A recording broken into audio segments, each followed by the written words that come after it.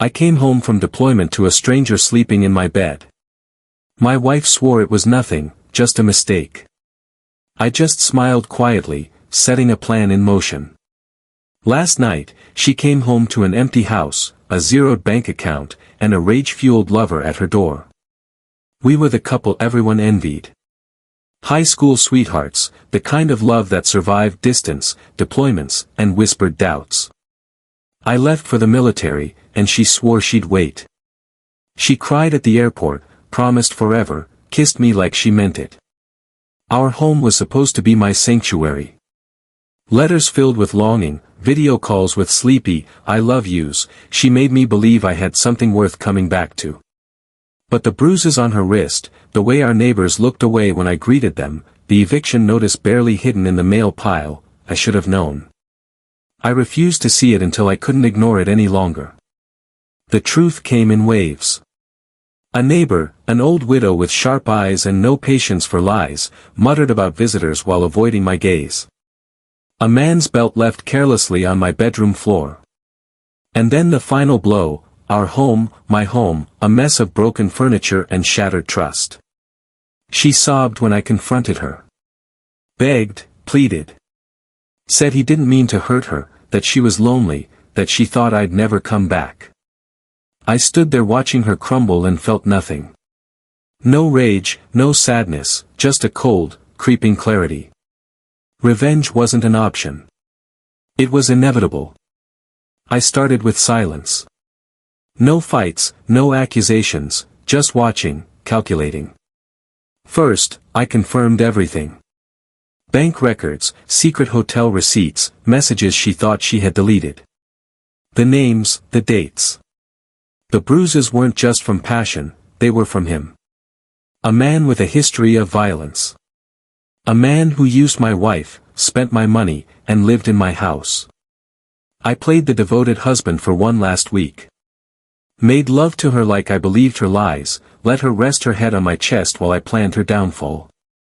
I met with a realtor first. Our house, listed under my name, selling it was easy. I watched her sign the papers, oblivious to the fact that she was handing over everything. Then I met with a lawyer. Divorce papers, airtight and ruthless. She would get nothing. No house, no money, not even a place to sleep. Finally, I met with him. The other man. He thought I was weak, that I didn't know. I let him believe it, right until I whispered her dirty little secrets into his ear. His ego shattered, his grip tightened. I saw the veins in his neck bulge as I fed him every betrayal she had kept from him, every lie she had spun. Then I walked away. He would take care of the rest. She came home to an empty house. No furniture, no warmth, just four walls that no longer belonged to her. She called me sobbing, screaming. Where are you? What's happening? I sent her a picture, the "for sale" sign in our yard, the signed divorce papers. Then another, her lover, his knuckles bloody, his rage uncontrollable. I let her piece it together, let her feel the weight of her own destruction. She tried to run to him, but men like him, they don't take betrayal lightly. She showed up at my motel, tears streaking mascara down her face, pleading, apologizing, promising she would change. I let her talk, let her think she had a chance. Then I handed her the final piece, her bank account balance, zero. Her credit destroyed, her reputation in flames, her past erased. She gasped for air as if drowning, as if finally realizing she had lost everything. You planned this, she whispered.